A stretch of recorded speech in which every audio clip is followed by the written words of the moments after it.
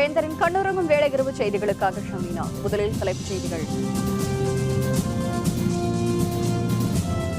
வெள்ள சேதங்களை பார்வையிட விரைவில் வருகிறது மத்திய குழு. ஜெயலலிதாவிடம் ராஜ்நாத் சிங் உறுதி.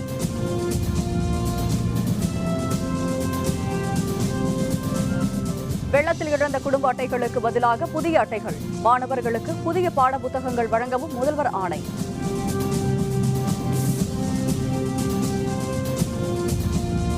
தமிழகம் மற்றும் புதுச்சேரியில் அடுத்த 24 மணி நேரத்தில் மழை. சென்னை வானிலை மையம் அறிவிப்பு.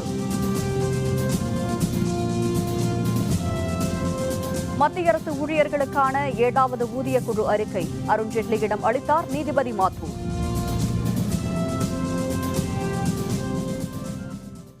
தமிழகத்தில் ஏற்பட்டுள்ள மழை வெள்ள சேதங்களை பார்வையிட மத்திய குழுவை அனுப்ப வேண்டும் என்று தொலைபேசியில் முதல்வர் ஜெயலலிதா கேட்டுக் கொண்டதை தொடர்ந்து விரைவில் அனுப்புவதாக மத்திய உள்துறை அமைச்சர் ராஜ்நாத் சிங் உறுதியளித்துள்ளார். இதுபற்றிய தகவலை செய்திக்குறிப்பு ஒன்றில் தமிழக அரசு தெரிவித்துள்ளது. தமிழகத்தில் அண்மையில் ஏற்பட்ட கனமழை காரணமாக தமிழகத்தில் குறிப்பாக சென்னை, திருவள்ளூர், காஞ்சிபுரம் மற்றும் கடலூர் மாவட்டங்களில் ஏற்பட்ட மழை வெள்ள பாதிப்புகள் பற்றி மத்திய உள்துறை அமைச்சர் ராஜ்நாத் சிங்குடன் இன்று தொலைபேசியில் தொடர்பு கொண்டு முதல்வர் ஜெயலலிதா விளக்கியுள்ளார். மேலும் மீட்பு மற்றும் நிவாரணப் பணிகளில் மத்திய அரசின் தேசிய பேரிடர் மேலாண்மை குழு, ராணுவம், விமானப்படை, கடலோர காவல்படை ஆகியவற்றின் உதவிக்கு அவரிடம் ஜெயலலிதா நன்றி தெரிவித்துக் கொண்டார். மேலும் வெள்ள சேதங்கள் முழுவதும் மதிப்பிடப்பட்டு வருவதாகவும் தேசிய பேரிடர் மேலாண்மை நிதி மற்றும் மத்திய அரசின் பிற உதவிகளை பெறுவதற்காக விரிவாக அறிக்கை ஒன்றை வரும் 23ஆம் தேதிக்குள் அளிப்பதாகவும் அந்த பேச்சின் பொழுது ஜெயலலிதா குறிப்பிட்டார். மேலும் தமிழகத்தின் வெள்ள சேதங்களை நேரில் பார்த்து தாமதமின்றி உதவிகளை வழங்க செய்வதற்காக மத்திய அரசின் குழு ஒன்றை அனுப்பி வைக்குமாறும் ராஜ்நாத் சிங்கிடம் அவர் கேட்டுக் கொண்டார். இதைத் தொடர்ந்து வெள்ள சேதம் பற்றிய தமிழக அரசின் அறிக்கை கிடைத்தவுடன் நேரில் பார்வையிடுவதற்காக மத்திய குழு ஒன்று தமிழகத்திற்கு அனுப்பி வைக்கப்படும் என்று தொலைபேசியில் முதல்வர் ஜெயலலிதாவிடம் ராஜ்நாத் சிங் உறுதியளித்துள்ளார். தமிழகத்தில் வீடுகளுக்குள் வெள்ளம் புகுந்ததால் பொது விநியோக குடும்ப அட்டைகளை இழந்தவர்களுக்கு புதிய குடும்ப அட்டைகள் வழங்க முதல்வர் ஜெயலலிதா உத்தரவிட்டுள்ளார். இது தொடர்பாக அவர் வெளியிட்டுள்ள அறிக்கையில், தமிழகத்தில் பெய்த கனமழையால் சில பகுதிகளில் வீடுகளுக்குள் வெள்ளம் புகுந்து மாணவர்களின் பாட புத்தகங்கள் சேதமடைந்துள்ளதாக தெரியவந்துள்ளதாக குறிப்பிட்டுள்ளார். பாதிக்கப்பட்ட மாணவர்களுக்கு புதிய பாட புத்தகங்கள், நோட்டு புத்தகங்கள் மற்றும் சீருடை மற்றும் வழங்க உத்தரவிட்டுள்ளதாகவும் முதல்வர் அறிக்கையில் தெரிவித்துள்ளார்.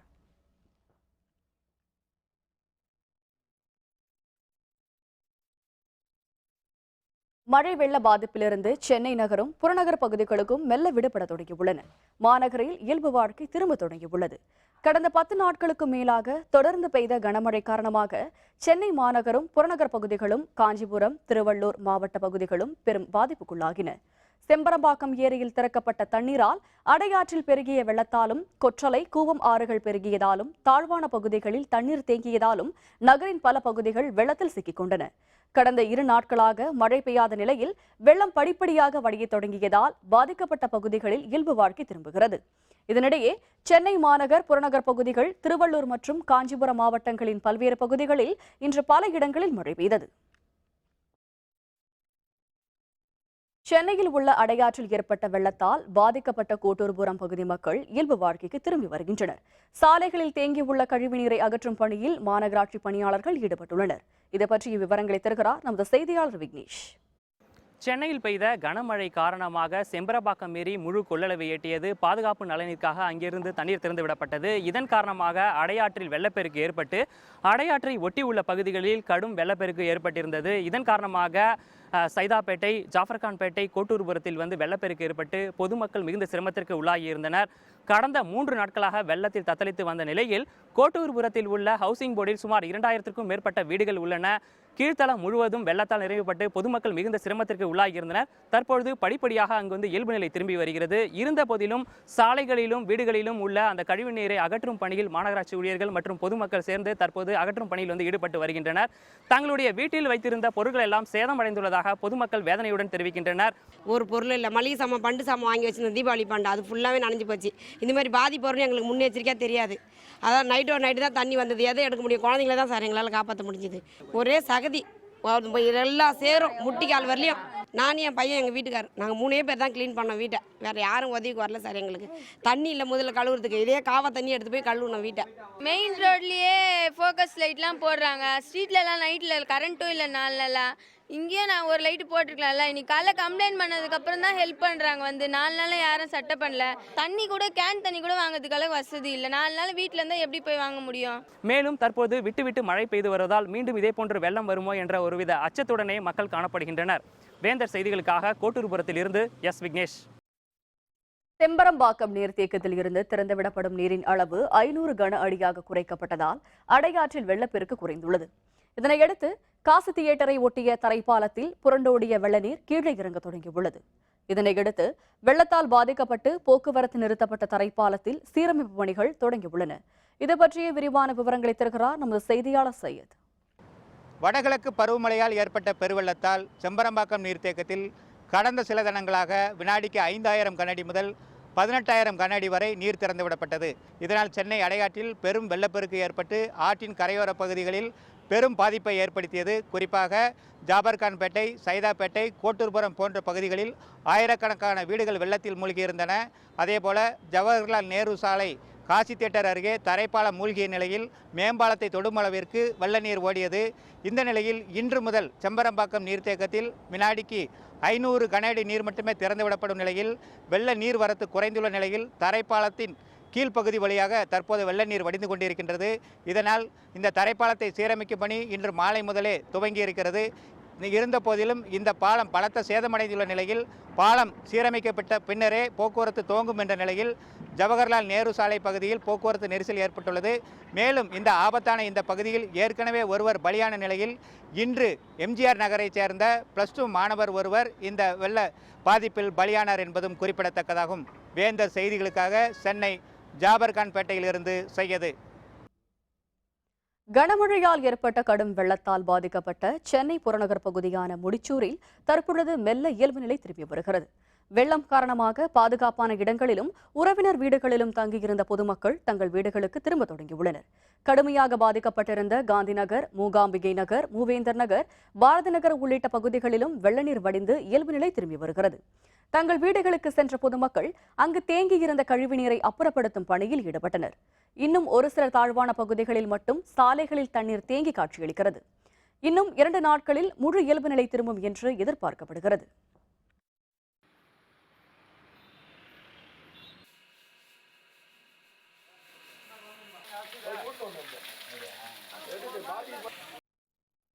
சென்னையில் பெய்த கனமழையின் காரணமாக கூவம் ஆற்றில் பெருகிய வெள்ளத்தால் கரையோரத்தில் வாழும் மக்கள் வெகுவாக பாதிக்கப்பட்டனர்.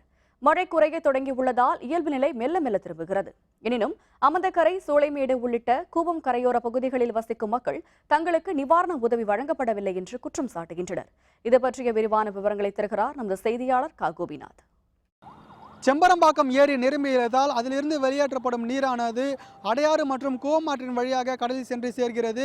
இந்நிலையில் செம்பரம்பாக்கம் ஏரியிலிருந்து வெளியேற்றப்படும் நீரின் அளவு தற்போது படிப்படியாக குறைக்கப்பட்டுள்ளதால் அடையாறு மற்றும் கூவம் ஆற்றில் வழியாக ஓடும் நீரின் அளவும் வேகமும் சற்றே குறைந்துள்ளது.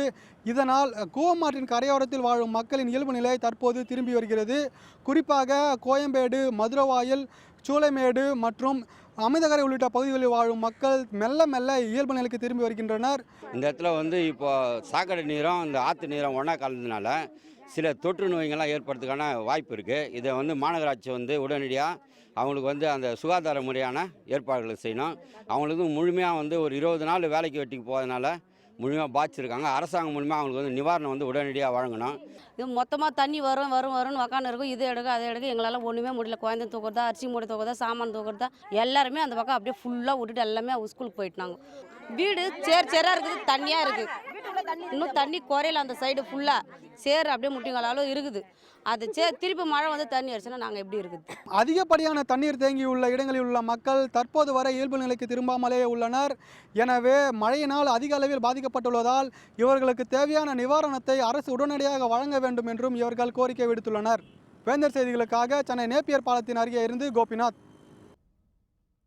சென்னையில் அடையாற்றில் ஏற்பட்ட வெள்ளப்பெருக்கு காரணமாக மணப்பாக்கத்தில் இருந்த ராணுவ பயிற்சி மையத்திற்கு சொந்தமான இரும்பு பாலம் வெள்ளத்தில் அடித்துச் செல்லப்பட்டது. இதனால் ராணுவ வீரர்களின் பயிற்சிகள் பாதிக்கப்பட்டுள்ளன. இது பற்றிய விரிவான விவரங்களை தருகிறார் நமது செய்தியாளர் மாரியப்பன். கிண்டியில் இந்திய ராணுவத்துக்கு சொந்தமான இந்திய ராணுவத்திற்கு உயர் அலுவலர்களுக்கான பயிற்சி அளிக்கக்கூடிய மையம் ஒன்று செயல்பட்டு வருகிறது. இந்த பயிற்சி அளிக்கும் மையமானது விமான நிலையம், கிண்டி மற்றும் மணப்பாக்கம் உள்ளிட்ட பல நூறு ஏக்கர் பரப்பளவே இந்த மையத்திற்கு சொந்தமான இடத்தில் அமைந்துள்ளது. மேலும் கடந்த சில தினங்களுக்கு முன்னதாக செம்பரம்பாக்கம் ஏரி நிரம்பியதை அடுத்து அதன் உபரி நீரானது முழு அளவில் இந்த அடையாற்றில் திறந்துவிடப்பட்டது. இதன் காரணமாக இந்த விமான நிலையத்தை ஒட்டியுள்ள இந்திய ராணுவ பயிற்சி மையத்தில் உள்ள இரும்பு பாலம் இந்த வெள்ளத்தில் அடித்துச் செல்லப்பட்டது தற்போது தெரிய வந்துள்ளது. மேலும் தொடர்ந்து இப்பகுதியில் மழைநீர் தேங்கியிருந்ததால் தற்போது மழைநீர் வடிந்ததை அடுத்து இந்த இரும்பு பாலம் அடித்துச் செல்லப்பட்ட பகுதியை பொதுமக்கள் வந்து ஆர்வமுடன் பார்த்து சென்று வருகின்றனர். டெய்லி இந்த சைடு தான் நாங்களும் எக்ஸசைஸ் பண்ண வருவோம். அப்போது டெய்லி வந்துட்டு ஒரு 3 நாளாக வந்து இந்த பக்கம் வரதுக்கு வழி இல்லை. ஃபுல்லாக ரோடு மேலே வரைக்கும் கிட்டத்தட்ட நெஞ்ச உயரத்துக்கு தண்ணி போயிட்டு இருந்துச்சு. இன்றைக்கி வந்து பார்க்கும்போது எங்களுக்கும் அதிர்ச்சியாக தான் இருந்துச்சு. 2 நாள் எங்களால் வர முடியல தண்ணி இருந்தனால. இன்றைக்கி தான் தண்ணி கொஞ்சம் வடிஞ்சிச்சு. நாங்கள் வந்து பார்த்தா பாதி பிரிட்ஜாக காணோம். மிலிட்ரி எங்களை அலோவ் பண்ண மாட்டாங்க. எங்களுக்கும் போகிறதுக்கு பயமாக இருக்குது. இது மேலும் இந்த இரும்பு பாலம் அடித்து செல்லப்பட்டதால் இராணுவ வீரர்கள் ஒரு கரையிலிருந்து மறு கரையில் உள்ள இராணுவ இடத்திற்கு வந்து அவர்கள் தங்களது பயிற்சியை மேற்கொள்ள முடியாமல் அவர்களது பணிகள் வந்து பாதிக்கப்பட்டுள்ளது. வேந்தர் செய்திகளுக்காக மணப்பாக்கத்திலிருந்து மாரியப்பன். செங்குன்றம் புழல் ஏரியின் மதகின் அருகே நீர் கசிந்து வெளியேறியதால் மக்கள் பெரும் அவதைக்காளாகியுள்ளனர். கரை உடைந்து விடுமோ என்ற மக்கள் அஞ்சிய நிலையில் நீர்க்கசிவு சரி செய்யப்பட்டது. தொடர் மழை மற்றும் நீர்வரத்து காரணமாக புழலேரியின் மதகு அருகே நீர்க்கசிவு ஏற்பட்டது. புழலேரியின் மதகுகளில் இருந்து நீர்க்கசிவு ஏற்படவில்லை என்றும் காற்று அழுத்தத்திற்காக வைக்கப்பட்ட துளையில் இருந்துதான் தண்ணீர் வெளியேறுவதாகவும் அலுவலர்கள் தரப்பில் தெரிவிக்கப்பட்டது. இதனிடையே ஏரியை நேரில் பார்வையிட்டு ஆய்வு செய்த திருவள்ளூர் மாவட்ட ஆட்சியர் வீரராகராவ் கரை உடைந்து விடும் என்று மக்கள் அச்சப்பட தேவையில்லை என்று தெரிவித்தார். பின்னர் நீர்க்கசிவு சரி செய்யப்பட்டது.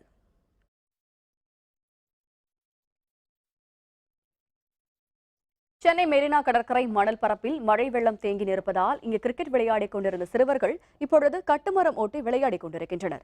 சென்னையில் கடந்த 10 நாட்களாக தொடர் மழை பெய்ததால் பெரும்பாலும் கடற்கரை வெறிச்சோடி காணப்பட்டது. கடந்த 2 தினங்களாக மழை பெய்யாத நிலையில் இன்று மாலை கணிசமான மக்கள் குடும்பத்துடனும் நண்பர்களுடனும் மெரினா கடற்கரைக்கு வந்தனர். கடற்கரை சர்வீஸ் சாலையிலும் கடற்கரை மணலிலும் மழைநீர் தேங்கி இருப்பதால் கடலே கரையேறி வந்திருப்பது போல் காட்சியளிக்கிறது. இதனால் சென்னை மெரினா கடற்கரையில் கிரிக்கெட் விளையாடிக் கொண்டிருந்த சிறுவர்கள் இப்பொழுது கட்டுமரம் செலுத்தி விளையாடிக் கொண்டிருக்கின்றனர்.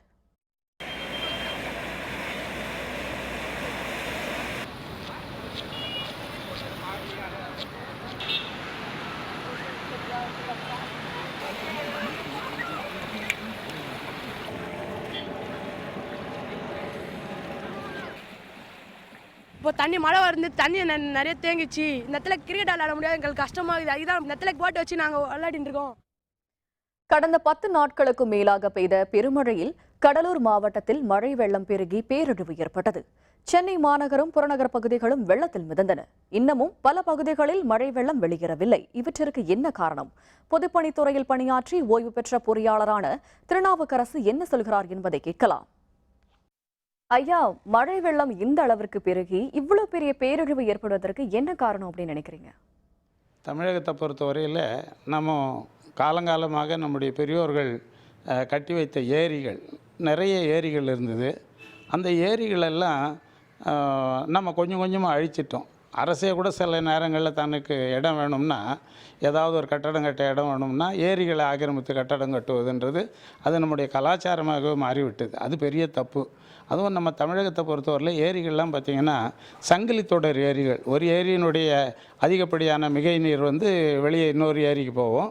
அதிலிருந்து அந்த ஏரியினுடைய மிகை நீர் அடுத்த ஏரிக்கு போகும். இப்படி சங்கிலி தொடராக அமைந்த ஏரிகள். நாளடைவில் என்ன பண்ணிட்டோம், நம்ம அந்த சங்கிலி தொடரையும் அறுத்துட்டோம். அந்த ஏரிகளுக்கு குறுக்காக, அந்த ஏரியினுடைய வடிகால்களுக்கு குறுக்காக சாலை அமைப்பது, இது போன்ற காரணங்களால் எல்லாத்தையும் ஏரியினுடைய அந்த சங்கிலி தொடர் அறுபட்டு போய்விட்டது. அதனால் நமக்கு சரியாக தண்ணி வர்றதில்லை. இந்த ஏரிகள் அழிந்து போனதுனால தான் நம்மால் வரக்கூடிய தண்ணீரை சேமித்து வைக்க முடியவில்லை. அது வீணாக கடலுக்கு போகிறது. சென்னை மாநகரம் இந்த அளவிற்கு வெள்ளத்தில் மிதக்கிறதுக்கு என்ன காரணம் அப்படின்னு நினைக்கிறீங்க? சென்னை நகரை பொறுத்த வரையில் நமக்கு பார்த்திங்கன்னா நிறைய ஏரிகள் இருந்தது. அந்த ஏரிகள்லாம் நம்ம ஏற்கனவே கட்டடங்களாக மாற்றிவிட்டோம். அந்த ஏரிகள் எல்லாம் ஆக்கிரமித்து லே அவுட்டாக போட்டு பிரித்து அதில் நிறைய வீடுகளை கட்டிட்டோம். அப்போ அந்த ஏரியில் தேங்க வேண்டிய தண்ணி எங்கே போகும்? வெளியில் தானே போகும். அதெல்லாம் இன்றைக்கி வெள்ளமாக வெளியில் போயிட்டுருக்குது. அதனால் நாம் அரசை மட்டுமே குறை சொல்லக்கூடாது. இதில் நாம் இருக்கக்கூடிய பொது ஜனங்களும் என்ன பண்ணணும், பொதுமக்கள் இந்த ஏரிகளை காப்பாற்ற வேண்டும், அவற்றை சரியாக பராமரிக்க வேண்டும்ன்ற எண்ணம் இருக்கணும். அது மட்டும் இல்லை, எம்எம்டிஏ கிட்ட அப்ரூவல் ஒன்று வாங்குகிறோம். ஒரு கட்டடம் கட்டணும்னா சிஎம்டிஏ ஒரு அப்ரூவல் கொடுக்குது. அந்த அப்ரூவலில் பார்த்திங்கன்னா எவ்வளோ ஏரியா கட்டணும், எவ்வளோ பரப்பளவை காலியாக விட்டு வைக்கணும்னு ஒரு கணக்கு இருக்குது. அந்த கணக்குப்படி எந்த ஃப்ளாட்டும் கட்டுறதில்லை, எந்த தனியார் கட்டடமும் கட்டுறதில்லை. ஃப்ளாட்டு கட்டுறவங்களும் அப்படியே தான் என்ன பண்ணுறாங்க, முழுசாக அடைச்சி கட்டிடணும். அதே மாதிரி தனியார் கட்டடம் ஒரு கிரவுண்டில் 2400 சதுரடியில் ஒரு 60% கட்டலாம் கட்டடம்னா அது என்ன பண்ணுறது, 90% கட்டிட்டு 10% தான் காலி விடுறது. அப்போ என்ன ஆகும், அந்த விடப்பட வேண்டிய இடம் இருக்குது இல்லையா, 60% போக 40% இடம், அந்த 40% இடத்துல இந்த பெயர மழை தண்ணியெல்லாம் ஊறிச்சுன்னா இப்படி வெள்ளம் வருவதற்கான வாய்ப்பு இல்லை. ஆக இந்த டெவலப்மெண்ட் கண்ட்ரோல் ரூல்ஸுன்னு சிஎம்டிஏ வச்சுருக்கிற ரூலை எல்லாரும் வயலேட் பண்ணுறது, எல்லாரும் டீவியேட் பண்ணுறது, அதுவும் ஒரு முக்கியமான காரணம் இந்த வெள்ளம் வர்றதுக்கு. 30 நாளா பெய்ய வேண்டிய மழை இப்படி 3 நாளா பெஞ்சிருக்கு. இதற்கான காரணம் என்ன நினைக்கிறீங்க? இந்த சூழ்நிலையை மக்கள் எப்படி கையாள்வது? இந்த வருஷம் பெஞ்ச மழை பார்த்தீங்கன்னா அளவுக்கு அதிகமான மழை. அதாவது அதனுடைய வீச்சுன்னு சொல்லுவோம், இன்டென்சிட்டி ஆஃப் ரெயின்ஃபால், அதுதான் ரொம்ப மோசமாக இருந்திருக்குது. இதுக்கெல்லாம் காரணம் என்னென்னா குளோபல் வார்மிங் தான். அதில் நம்ம மாற்றுக்கருத்தே இருக்க முடியாது. இன்னும் போக போக மோசமான நிலைமைகள் கூட வரலாம். ஆகையினாலே நம்ம என்ன செய்யணும், இது மாதிரி ஒரு ஹெவி இன்டென்சிட்டி வந்தால் கூட அதையும் தாக்கு பிடிக்கக்கூடிய அளவுக்கு நாம் இப்போ குளோபல் வார்மிங்கை பற்றி என்ன சொல்கிறோம், எத்தனையோ மெத்தட்ஸ் அதை எப்படி சமாளிக்கலாம்னு சொல்லும்போது அடாப்டபிலிட்டின்னு சொல்கிறோம். அதுக்கேற்ற மாதிரி நம்ம அட்ஜஸ்ட் செய்து கொண்டு போவது. அப்படி இந்த மழை அதிகமாக ஒரு 3 நாளில் 30 நாளில் பெய்கிற மழை 3 நாளில் பெய்யுதுன்னா அதையும் எப்படி சேமிக்கணுன்றதுக்கு நிறைய முயற்சி பண்ணி அதற்கும் நம்ம முயற்சி எடுத்து பொதுமக்கள் முக்கியமாக பொதுமக்கள், அரசு மட்டும் இல்லை, பொதுமக்கள் அரசோடு இணைந்து அரசு சொல்லுகிற எல்லா காரியத்தையும் செய்ய வேணும். இதில் என்ஜிஓஸ் தன்னார்வலர்களுக்காக நிறைய பங்கு இருக்குது. அவங்களும் இதையெல்லாம் எல்லாருக்கும் செய்ய சொல்லணும். நன்றி ஐயா. தமிழகம் மற்றும் புதுச்சேரியில் அடுத்த 24 மணி நேரத்தில் பெரும்பாலான இடங்களில் மழை பெய்யும் என்று சென்னை வானிலை ஆய்வு மையம் தெரிவித்துள்ளது. சென்னையில் இன்று செய்தியாளர்களுடன் பேசிய வானிலை ஆய்வு இயக்குநர் எஸ் ஆர் ரமணன், தெற்கு ஆந்திரத்தில் நேற்று நிலை கொண்டிருந்த குறைந்த காற்றழுத்த தாழ்வு பகுதி மறைந்துவிட்டதாகவும், மேலடுக்கு சுழற்சி லட்சத்தீவு பகுதியில் காற்றழுத்த தாழ்வு பகுதியாக நிலை கொண்டுள்ளதால் தமிழகம் மற்றும் புதுச்சேரியில் அடுத்த 24 மணி நேரத்தில் மழையை எதிர்பார்க்கலாம் என்று தெரிவித்தார். மேலும் கடந்த 24 மணி நேரத்தில் அதிகளவாக சங்கரன்கோவில் மற்றும் கடம்பூரில் தலா 140 மில்லிமீட்டர் மழை பெய்துள்ளதாகவும் அவர் தெரிவித்தார். தெற்கு ஆந்திராவை ஒட்டியுள்ள வங்கக்கடல் பகுதியில் நிலவி வந்த அந்த காற்றழுத்த தாழ்வு பகுதியானது மறைந்துவிட்டது. நேற்று உள் மாவட்டங்களில் மேலடுக்கில் நிலவி வந்த அந்த மேலடுக்கு சுழற்சியானது மேற்கு நோக்கி நகர்ந்து இன்று காலை 8 மணி அளவிலே லட்சத்தீவு கடல் பகுதியிலே ஒரு காற்றழுத்த தாழ்வு பகுதியாக நிலை கொண்டுள்ளது. அடுத்த 24 மணி நேரத்தை பொறுத்தவரை இந்த ஈரம் மிகுந்த வங்கக்கடல் காற்றினை தமிழகத்தின் ஊடாக இந்த காற்றழுத்த தாழ்வு பகுதி ஈர்க்கும் என்ற காரணத்தினாலே அநேக இடங்களில் நாம் மழை எதிர்பார்க்கலாம். ஓரிரு இடங்களில் கனமழை இருக்கக்கூடும். குறிப்பாக மேற்கு தொடர்ச்சி மலை ஒட்டிய மாவட்டங்களில் இருப்பதற்கான வாய்ப்பு அதிகம். கடந்த 10 நாட்களுக்கும் மேலாக பெய்த தொடர் மழை காரணமாக சென்னைக்கு குடிநீர் வழங்கும் ஏரிகளில் தண்ணீர் இருப்பு குறிப்பிடத்தக்க அளவிற்கு அதிகரித்துள்ளது. பூண்டி, சோழவரம், செங்குன்றம், செம்பரம்பாக்கம் ஆகிய இந்த ஏரிகளின் மொத்த கொள்ளளவு 11,057 மில்லியன் கன அடி. தற்பொழுது 8,769 மில்லியன் கன அடியாக நீர் இருக்கிறது. கடந்த ஆண்டு இதே காலகட்டத்தில் 2,987 மில்லியன் கன அடிதான் தண்ணீர் இருந்தது. 3,231 மில்லியன் கன அடி கொண்ட பூண்டி சத்தியமூர்த்தி நீர்த்தேக்கத்தில் தற்பொழுதைய தண்ணீர் இருப்பு 2,755 மில்லியன் கன அடியாக உயர்ந்துள்ளது. நீர்த்தேக்கத்திற்கு வினாடிக்கு 6,172 கன அடி தண்ணீர் வந்து கொண்டிருக்கும் நிலையில் அதே அளவு தண்ணீர் திறந்துவிடப்படுகிறது. 881 மில்லியன் கன அடி கொண்ட சோழவரம் ஏரியில் 654 மில்லியன் கன அடி அளவிற்கு தண்ணீர் இருக்கிறது. ஏரிக்கு வினாடிக்கு 410 கன அடி தண்ணீர் வந்து கொண்டிருக்கிறது. ஏரியில் இருந்து வினாடிக்கு 850 கன அடி விடப்படுகிறது. 3,300 மில்லியன் கன அடி கொண்ட செங்குன்றம் புழல் ஏரியில் 2,228 மில்லியன் கன அடி நீர் தற்பொழுது உள்ளது. வினாடிக்கு 1,196 கன அடி தண்ணீர் வருகிறது. வினாடிக்கு வெறும் 50 கன அடி மட்டுமே திறந்துவிடப்படுகிறது. மிகப்பெரிய ஏரியான 3645 மில்லியன் கன அடி கொண்ட செம்பரம்பாக்கம் நீர்த்தேக்கத்தில் தற்பொழுது தண்ணீர் இருப்பு 3132 மில்லியன் கன அடியாக இருக்கிறது. நீர்த்தேக்கத்திற்குள் 1624 கன அடி தண்ணீர் வருகிறது. குறைந்தளவாக வினாடிக்கு 500 கன அடி தண்ணீர் மட்டுமே வெளிவிடப்படுகிறது. 7வது ஊதிய குழுவின் அறிக்கையை மத்திய நிதியமைச்சர் அருண்ஜேட்லியிடம் குழுவின் தலைவரான ஓய்வு பெற்ற நீதிபதி AK மாத்தூர் இன்று சமர்ப்பித்தார்.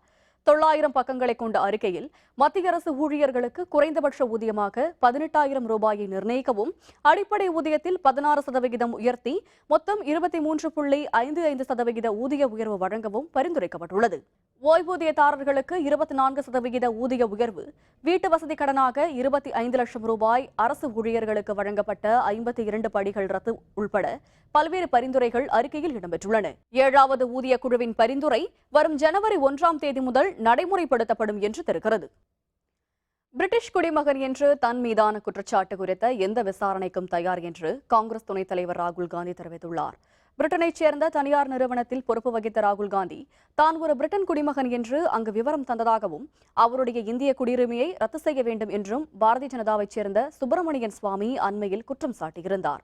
இந்நிலையில் முன்னாள் பிரதமர் இந்திரா காந்தியின் 98வது பிறந்த நாளை ஒட்டி இளைஞர் காங்கிரஸ் சார்பில் ஏற்பாடு செய்யப்பட்டிருந்த நிகழ்ச்சியில் காங்கிரஸ் தலைவர் சோனியா காந்தியுடன் பங்கேற்ற ராகுல் காந்தி சுப்பிரமணியன் சுவாமியின் குற்றச்சாட்டிற்கு பதிலளித்தார். தன் மீதான குற்றச்சாட்டுகள் ஆதாரமற்றவை என்றும் அரசு நடத்தும் எந்த விசாரணைக்கும் தான் தயார் என்றும் குறிப்பிட்ட ராகுல் காந்தி தன் மீது குற்றம் இருந்தால் சிறைக்கு செல்லவும் தயார் என்று தெரிவித்தார். மழை வெள்ளத்தால் பல்வேறு மாவட்டங்களில் பயிர்கள் சேதம், இழப்பீடு வழங்க விவசாயிகள் கோரிக்கை. விவரம் விளம்பர இடைவேளைக்கு பிறகு.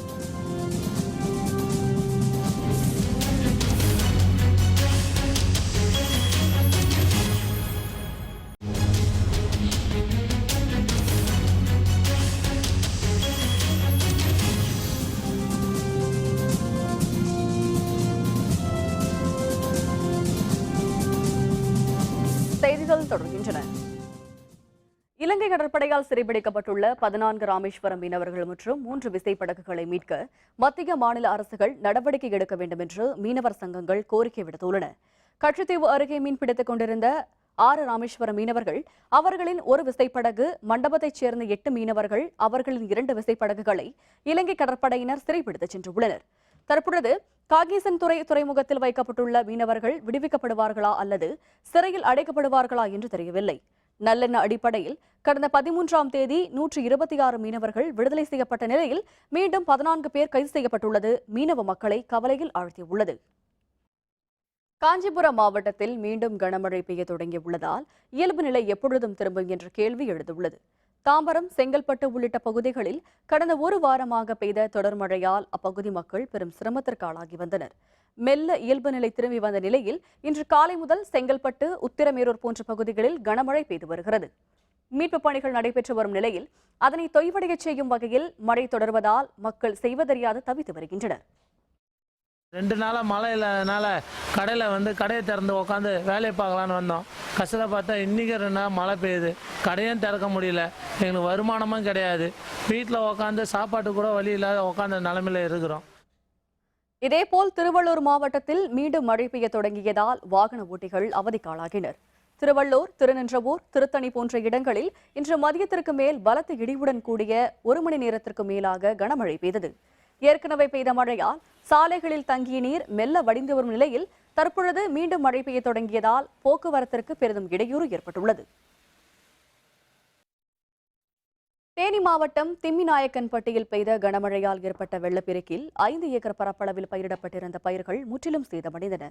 தேனி மாவட்டம் போடி அருகே உள்ள திம்மிநாயக்கன்பட்டி பகுதியில் பெய்த கனமழையால் வெள்ளப்பெருக்கு ஏற்பட்டு வெள்ளநீர் விளைநிலங்களுக்குள் புகுந்தது.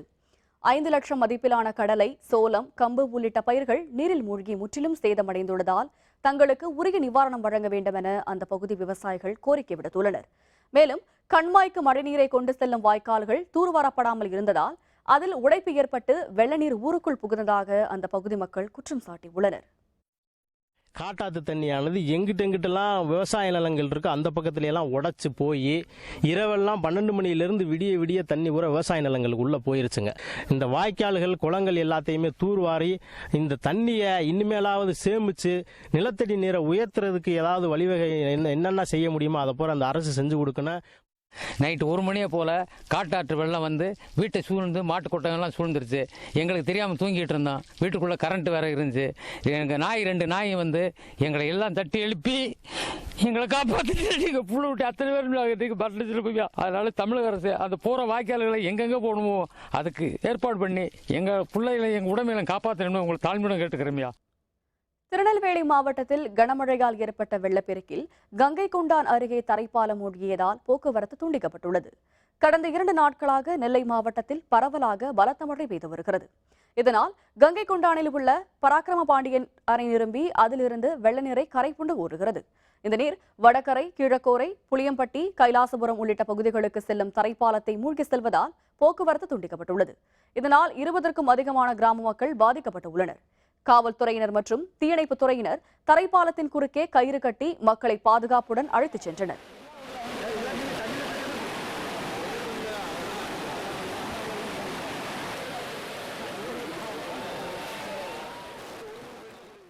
ஆண்டுக்கு ஒரு ட்ரிப்பு இப்படி வெள்ளம் வர்றதுனால இந்த பள்ளி குழந்தைகள் வந்து இந்த பக்கம் 1 மாசத்துக்கு வர முடியாத காலகட்டம் ஏற்படுது. போர்க்கால அடிப்படையில் இந்த பாலத்தை வந்து உயர்த்தி கொடுத்தா பள்ளி குழந்தைகளுக்கும் விவசாய மக்களுக்கும் நல்ல வசதியாக இருக்கும். இதேபோல நிலையில் உள்ள மணிமூர்த்தீஸ்வரம் பகுதியில் அமைக்கப்பட்ட தற்காலிக பாலம் உடைந்ததால் பல கிராமங்களுக்கு போக்குவரத்து துண்டிக்கப்பட்டது. திருநெல்வேலி மாவட்டம் மணிமூர்த்தீஸ்வரம் பகுதியில் திருநெல்வேலி கால்வாயை கடக்க புதிய பாலம் அமைக்கும் பணி நடைபெற்று வருகிறது. இந்நிலையில் நேற்று இரவு முதல் திருநெல்வேலி மாவட்டத்தில் பரவலாக கனமழை பெய்து வருவதால் கால்வாயில் வெள்ள நீர் பெருக்கெடுத்து ஓடுகிறது. இந்த வெள்ள நீரில் கால்வாயின் குறுக்கே அமைக்கப்பட்டிருந்த தற்காலிக பாலம் அடித்துச் செல்லப்பட்டது. இதனால் மணிமூர்த்தீஸ்வரம், சேந்திமங்கலம், கட்டுடையார் குடியிருப்பு உள்பட 10 கிராமங்களுக்கு போக்குவரத்து முற்றிலும் துண்டிக்கப்பட்டு மக்கள் 14 கிலோமீட்டர் சுற்றி வரும் நிலை ஏற்பட்டுள்ளது. இந்த பகுதியில் விரைவில் பாலம் அமைக்க வேண்டும் என்று பகுதி மக்கள் கோரிக்கை விடுக்கின்றனர். இங்கே ஒரு பாலம் போட்டு விட்ருக்காங்க. அந்த பாலம் வந்து பழுதடைஞ்சிட்டுன்னு வேலை பார்க்கணும்னு சொல்லிட்டு இருந்தாங்க. இப்போ நேற்று மழையில் இடிஞ்சிட்டு அந்த பக்கமும் போக முடியாமல் இந்த பக்கமும் வர முடியாமல் நாங்கள் ரொம்ப கஷ்டப்பட்டுட்டு இருக்கோம். பிள்ளைலாம் காலையிலேருந்து ஸ்கூலுக்கு போகல, ஆட்கள்லாம் யாருமே வேலைக்கு போகல, அந்த மாதிரி தான் உட்காந்துட்டு இருக்கோம். நெல்லை மாவட்டம் தென்காசியின் சுற்றுவட்டார பகுதிகளில் தொடர்ந்து மழை பெய்து வருவதால் சாலைகள், தாழ்வான பகுதிகளில் மழைநீர் தேங்கியுள்ளது. கடையநல்லூர் ஊராட்சிக்குட்பட வேலாயுதபுரம் கிராமத்தில் குளம் நிறைந்து மழைநீர் வெளியேறியதால் 200 வீடுகளை தண்ணீர் சூழ்ந்துள்ளது. மேலும் மழைக்கு 2 வீடுகள் இடிந்து சேதமடைந்தன. சேந்தமரம் பகுதியிலும் முறையான வடிகால் வசதி இல்லாததால் 100க்கும் அதிகமான வீடுகளை மழைநீர் சூழ்ந்துள்ளது. பல ஆண்டுகளுக்கு பின் நிரம்பியுள்ள திருமலாபுரம் குளத்தில் கரையில் விரிசல் ஏற்பட்டு தண்ணீர் வெளியேறி வருகிறது.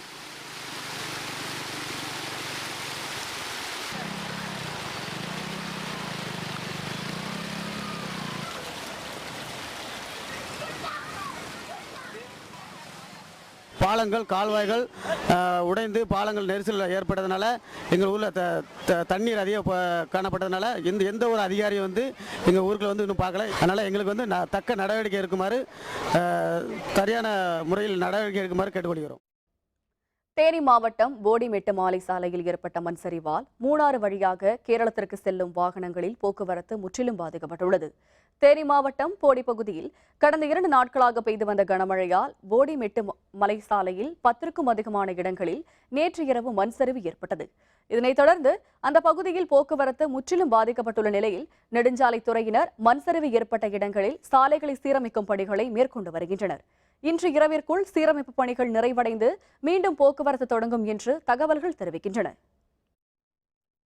வேலூர் மாவட்டத்தில் பெய்த கனமழையால் மேல்மணவூர் பகுதியில் 100க்கும் அதிகமான ஏக்கரில் பயிரிடப்பட்டிருந்த பயிர்கள் மழைநீரில் மூழ்கி சேதமடைந்துள்ளன.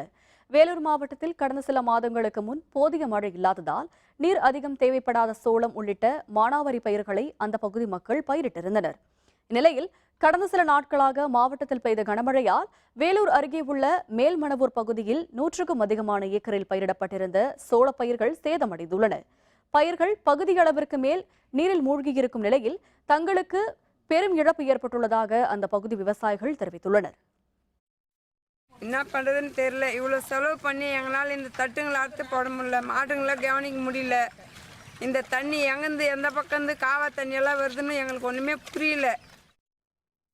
அரியலூர் மாவட்டத்தில் அடிவுடன் சாய்ந்த மக்காச்சோள பயிர்களுக்கு இழப்பீடு வழங்க வேண்டும் என்று விவசாயிகள் கோரிக்கை விடுத்துள்ளனர்.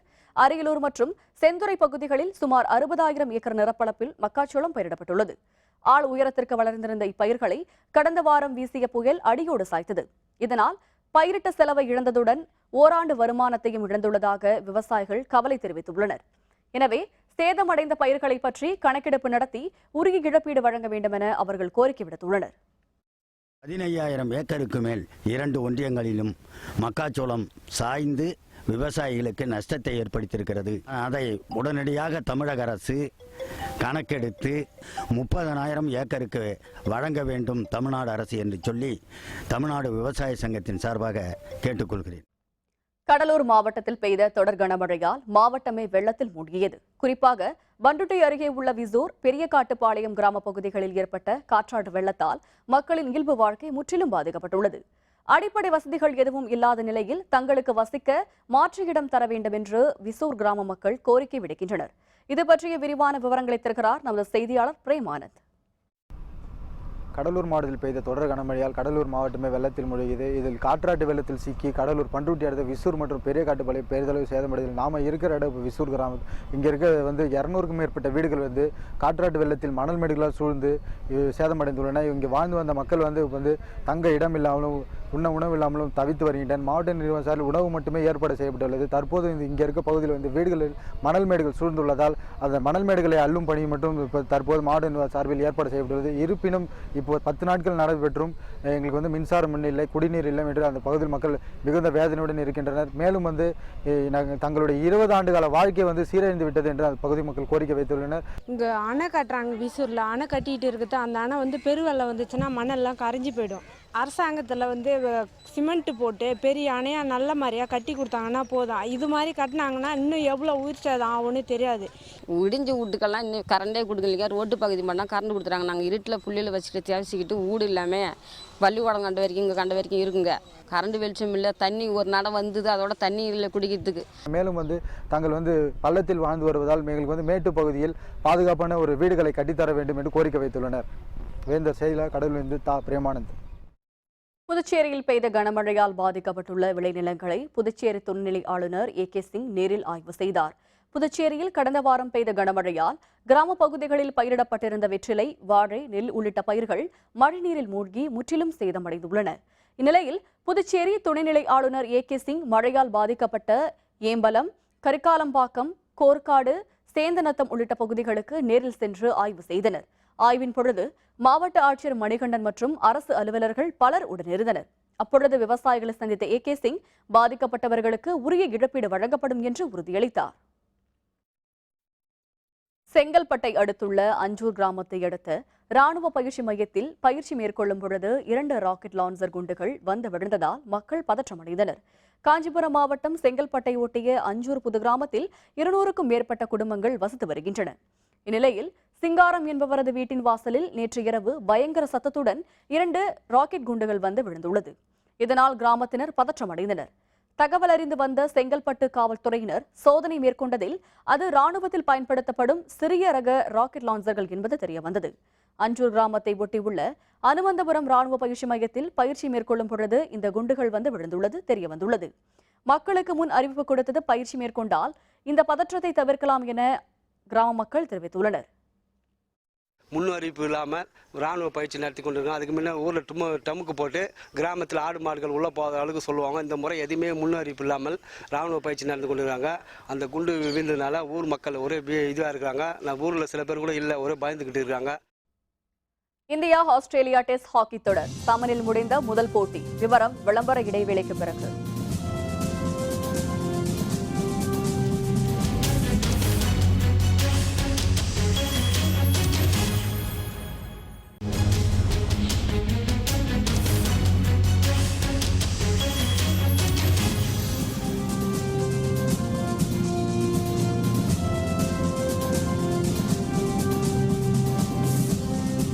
செய்திகள் தொடர்கின்றன. இனி அயலக செய்திகள்.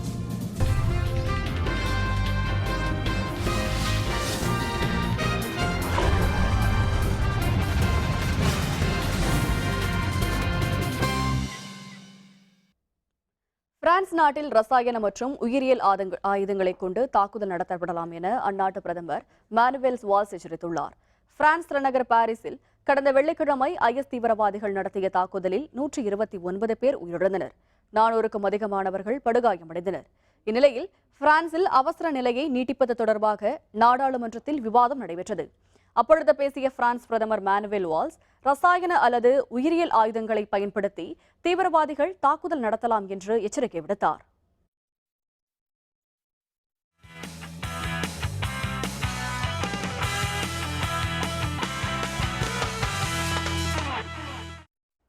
இந்தியா ஆஸ்திரேலியா இடையேயான முதல் ஹாக்கி டெஸ்ட் போட்டி சமனில் முடிந்தது. சத்தீஸ்கர் மாநிலத்தில் உள்ள ராஜ்நாத்கோன் நகரில் நடைபெற்ற இந்த போட்டியில் 9வது நிமிடத்தில் ஆஸ்திரேலியாவின் டைலன் வதோஸ் முதல் கோலை அடித்தார். முதல் பாதி ஆட்டத்தின் இறுதியில் இந்திய வீரர் ரகுநாத் கோல் அடிக்க இரு அணிகளும் 1-1 என்று சமநிலையை எட்டியது. இரண்டாவது பாதியில் ரகுநாத் மீண்டும் ஒரு கோல் அடிக்க 2-1 என்ற கோல் கணக்கில் இந்தியா முன்னிலை பெற்றது. எனினும் சற்று நேரத்தில் ஆஸ்திரேலியாவின் கிறிஸ்திரியோலா ஒரு கோல் எடுக்க இரு அணிகளும் 2-2 என மீண்டும் சமநிலையை அடைந்தது. பின்னர் இறுதி வரை இரு அணிகளும் கோல் எதுவும் அடிக்காததால் ஆட்டம் சமனில் முடிந்தது. மீண்டும் தலைப்புச் செய்திகள். வெள்ள சேதங்களை பார்வையிட விரைவில் வருகிறது மத்திய குழு. ஜெயலலிதாவிடம் ராஜ்நாத் சிங் உறுதி.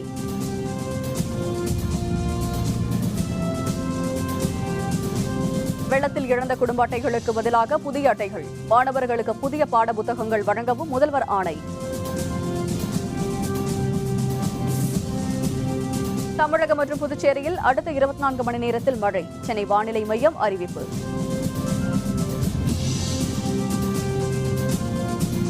மத்திய அரசு ஊழியர்களுக்கான 7வது ஊதிய குழு அறிக்கை அருண்ஜேட்லியிடம் அளித்தார் நீதிபதி மாத்து. இத்துடன் வேந்தரின் கண்ணுறங்கும் வேளை இரவு செய்திகள் நிறைவடைந்தன. மீண்டும் நாளை காலை 8 மணிக்கு இளங்கதிர் காலை செய்திகளில் சந்திப்போம். வணக்கம்.